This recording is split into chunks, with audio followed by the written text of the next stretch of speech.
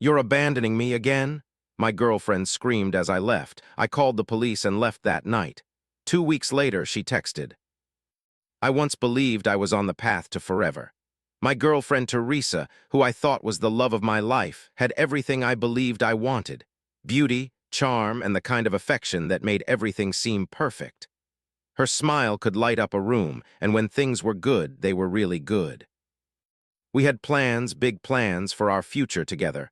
A house in the suburbs, a couple of kids, maybe even a dog. We'd spend hours talking about how we'd decorate each room, the names we'd give our children, the life we'd build together. But over time, things shifted, and I found myself in a situation I could never have imagined. It wasn't one single moment that changed everything, but rather a slow accumulation of disappointments and realizations that ultimately made me lose everything I thought I wanted in life. Looking back, I can see the warning signs I chose to ignore, the red flags I painted pink with optimism and excuses. About 2 years ago, Teresa dropped out of college. At first, it seemed like just a minor setback, something temporary that could be fixed with time and support. She told me she was feeling overwhelmed, that she needed a break to figure things out. I understood college can be stressful, and sometimes people need time to regroup. I assured her it was okay, that we'd figure it out together. But as months passed, it became clear that it wasn't just a break from school. It was the beginning of a much deeper issue. She had no ambition, no drive to do anything with her life. Days turned into weeks, weeks into months, and Teresa seemed content to just exist. Meanwhile, I worked long hours, often 50 to 60 hours a week, just to keep things afloat. I'd come home exhausted, my scrubs still carrying the distinct hospital smell, only to find her exactly where I'd left her that morning. I tried to support her in every way possible. I even offered to pay for her education if she went back to school, but nothing changed. She'd make excuses. The timing wasn't right. She wasn't sure what she wanted to study. Maybe college just wasn't for her. One evening, I came home from a particularly grueling 12-hour shift, exhausted to my bones, only to find her lying in bed, surrounded by half-eaten takeout boxes. The room smelled stale, clothes were strewn everywhere, and dishes from several days had piled up in the sink. She hadn't showered or brushed her teeth, and she had no motivation to even get up and do something as simple as cleaning up. The TV was playing some reality show she'd been binge-watching for days. It was like looking at a physical manifestation of stagnation. I had reached my breaking point. The sight of her there, completely unbothered by the mess, by her own lack of progress, by my exhaustion, broke something in me. I tried to talk to her, to express my frustration and concerns about our future. But what happened next showed me a side of Teresa I'd never seen before. When I suggested that maybe we needed to reevaluate our relationship, she became hysterical. She jumped up from the bed, suddenly full of energy she hadn't shown in months, and started throwing things, first pillows, then books, then anything she could get her hands on. When I tried to calm her down, she became physically violent, scratching at my arms and pushing me against the wall. I had never seen her like this, and it terrified me. But the physical outburst was just the beginning. When she saw that I was serious about leaving, her tactics changed. She collapsed to the floor, sobbing uncontrollably, telling me she couldn't live without me. "You're all I have," she cried, her voice breaking. "My family doesn't understand me, my friends have all abandoned me. You're the only one who's ever truly cared about me." She went on to remind me of all the promises we'd made, all the plans we'd discussed. She brought up specific moments from our relationship, our first date, the time I surprised her with concert tickets, the night we talked about having kids. She knew exactly which emotional strings to pull, which memories would make me hesitate. When she saw me wavering, she escalated further. She grabbed a pair of scissors from her craft supplies and held them to her wrist, threatening to hurt herself if I left. "If you walk out that door," she said, her voice eerily calm, "I'll do it, and it'll be your fault. Could you live with that? Could you live knowing you caused my death?" I felt trapped, cornered by her threats and manipulation. Every step I took toward the door made her press the scissors harder against her skin. She knew exactly what she was doing, using my care for her as a weapon against me. The thought of her actually hurting herself was unbearable, and she knew it. She then switched tactics again, becoming suddenly sweet and vulnerable. She started begging for another chance. "I'm just going through a rough patch," she pleaded. "I need you. Please don't give up on me. I'll do anything. I'll get help. I'll go back to school. I'll start therapy. Just please, please don't leave me."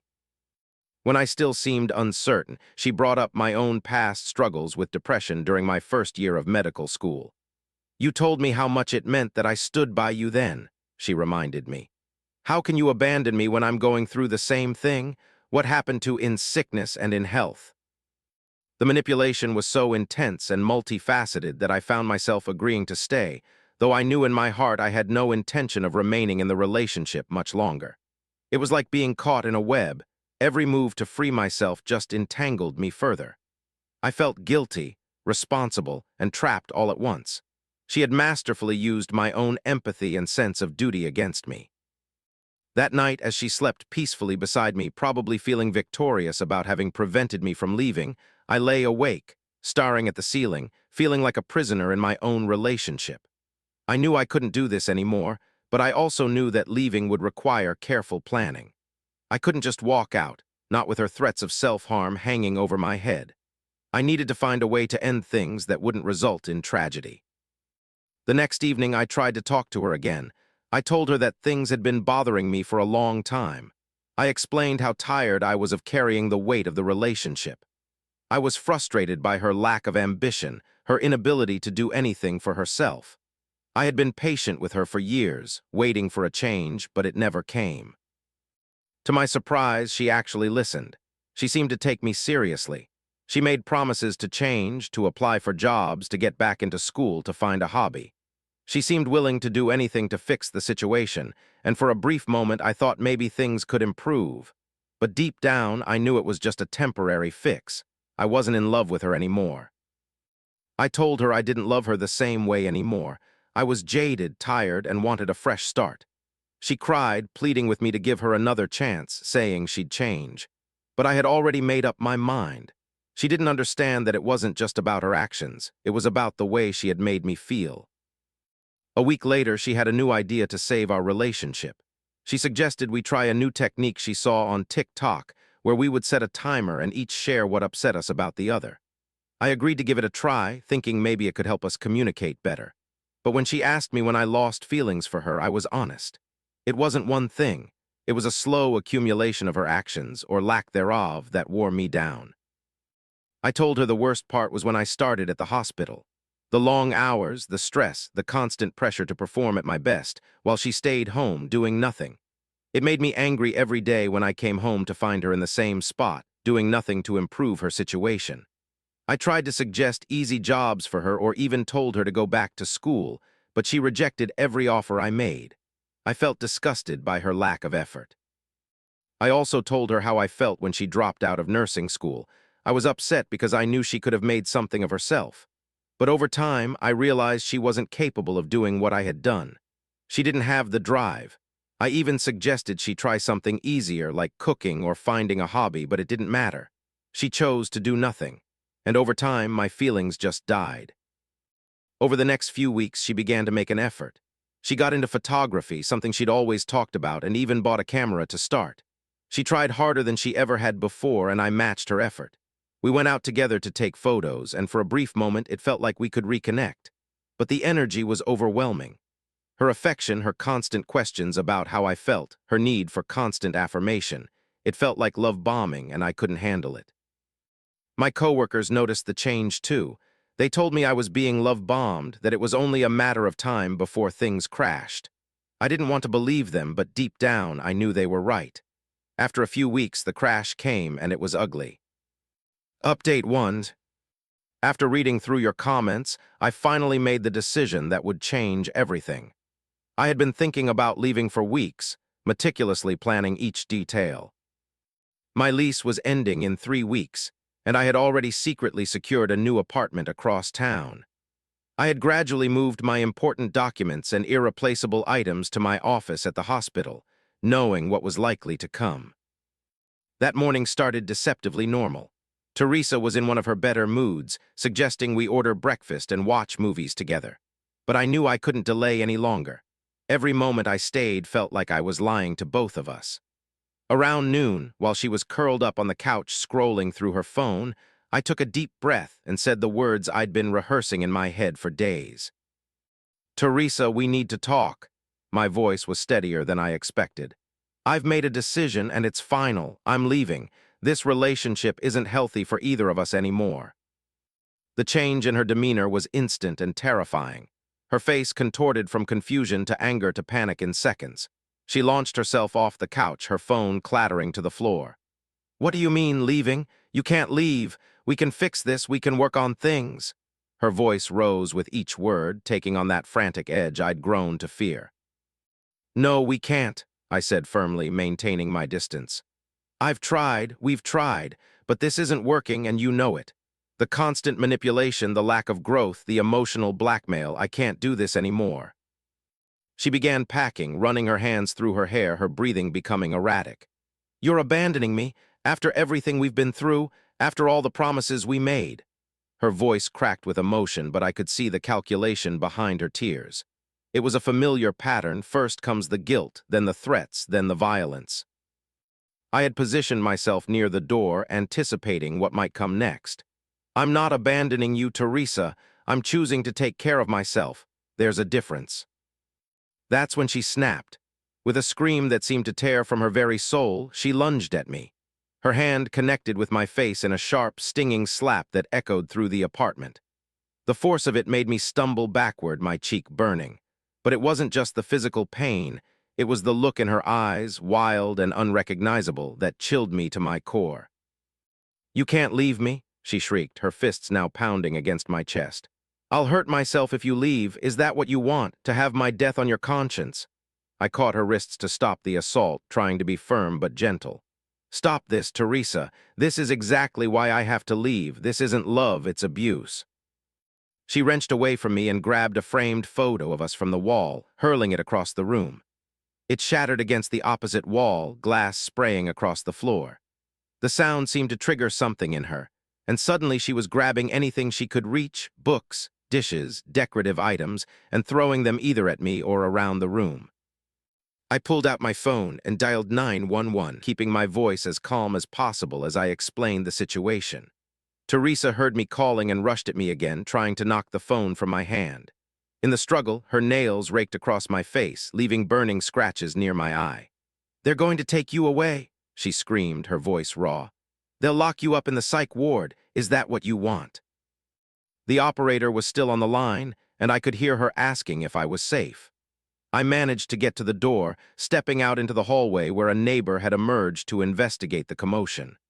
Teresa followed me out, still screaming and crying, but the presence of witnesses seemed to make her hesitate. The police arrived within minutes, though it felt like hours.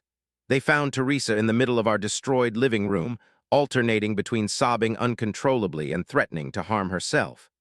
Two officers spoke with her while another took my statement in the hallway. I showed them the marks on my face and explained the history of emotional manipulation and threats of self-harm. A crisis counselor arrived shortly after, and while they were assessing Teresa, I gathered some essential belongings. My hands were shaking as I packed a bag, the adrenaline finally wearing off. One of the officers accompanied me, making sure Teresa didn't try to interfere. "Do you have somewhere safe to go?" the officer asked as we walked to my car. I nodded, thinking of the new apartment I'd arranged. The officer advised me to file for a restraining order and gave me information about domestic violence resources, words I never thought would apply to my situation. I drove straight to the hospital, my face throbbing and my mind racing. The emergency room was familiar territory, but being there as a patient felt surreal. My colleague Sarah was working that night, and her face fell when she saw me. She guided me to an exam room without a word, her professional demeanor barely masking her concern. "Want to tell me what happened?" she asked gently as she cleaned the scratches on my face. I told her everything, the manipulation, the violence, the years of emotional abuse I'd endured. Saying it out loud to someone else made it seem both more real and more horrifying. Sarah listened without judgment, only speaking to ask if I wanted to press charges. "No," I said after a long pause. "I just want it to be over." She nodded, understanding but concerned. You know she might not let it be over easily, right? These situations can escalate quickly. I knew she was right. While she finished treating my injuries, I drafted a message to Teresa on my phone. It took several attempts to get the wording right, firm but not cruel, clear but not provocative. Teresa, what happened today made it absolutely clear that this relationship is over. I will not tolerate physical or emotional abuse. I've documented my injuries and filed a police report. Please do not contact me again. Any further attempts at communication will be handled through legal channels. I truly hope you get the help you need. I sent the message and then blocked her number, her email, and all her social media accounts. Sarah helped me document my injuries with photographs and made detailed notes in my medical record. Just in case, she said, though we both hoped it wouldn't be necessary. The next few weeks were a blur of practical matters, changing my phone number, setting up security cameras at my new place, and informing hospital security about the situation. My colleagues were supportive, creating a system to screen my patients and ensure Teresa couldn't use fake names to get appointments with me. It felt strange to need such precautions, but Sarah's words kept echoing in my mind. These situations can escalate quickly. Update 2. 2 weeks after the violent breakup, I had fully moved into my new apartment across town. The space was smaller than our old place, but it felt infinitely more peaceful. There was no room for chaos here. Through mutual friends, I heard that Teresa had found a part-time job at a local photography studio. They told me she had also started seeing a therapist twice a week and was showing some signs of progress. She'd stopped threatening self-harm and was beginning to acknowledge her patterns of manipulation. Part of me was genuinely glad to hear this, but I also knew these changes had come too late for us. The trust was irreparably broken, the emotional damage too deep. We couldn't go back to the life we had built together, even if she became the person I had always hoped she could be. I was just starting to feel settled in my new routine when, one quiet Sunday morning, my phone buzzed with a text from an unknown number. My heart rate spiked as I read the message. It was Teresa. She had apparently gotten my new number from a mutual friend who thought enough time had passed for safe contact. Unlike her previous attempts at communication, which had been desperate and manipulative, this message was different. "I know I probably shouldn't be reaching out," she wrote, "but I need to apologize, not to get you back or change anything, but because you deserve to hear it. I've been doing a lot of work in therapy, and I understand now how much I hurt you. You tried so many times to help me, to encourage me back to school, to build a life together. I was too caught up in my own fears and insecurities to hear you. I'm sorry for becoming violent, for manipulating you, for making you feel responsible for my happiness. You were right to leave." I sat with the message for a long time, feeling a complex mix of emotions.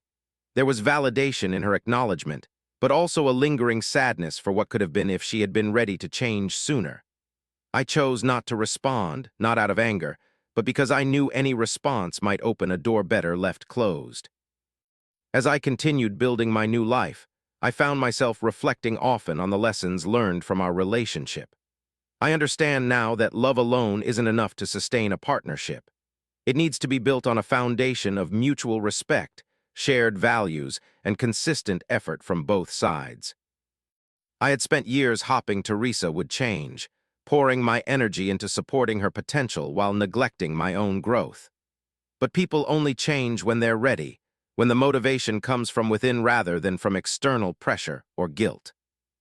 These days, I'm focused on rebuilding my life with intention. I've recommitted to my career, taking on additional responsibilities at the hospital that I had previously held back from to accommodate Teresa's needs. I've started rock climbing, something I'd always wanted to try, but never had the time for when I was managing our relationship. Most importantly, I'm learning to put myself first without feeling guilty about it. The future still feels uncertain sometimes, but in a way that's exciting rather than anxiety-inducing. I'm learning to trust my instincts again, to recognize red flags instead of painting them with optimism. I know now that I want to be with someone who matches my ambition, who has their own goals and dreams, who adds to my life rather than depending on me to create theirs. While I wouldn't choose to go through that experience again, I'm grateful for the clarity it gave me. I will never again settle for less than I deserve, never again mistake codependency for love, never again lose myself in trying to save someone else. Sometimes the bravest thing we can do is walk away from what's familiar, even when it breaks our heart to do so.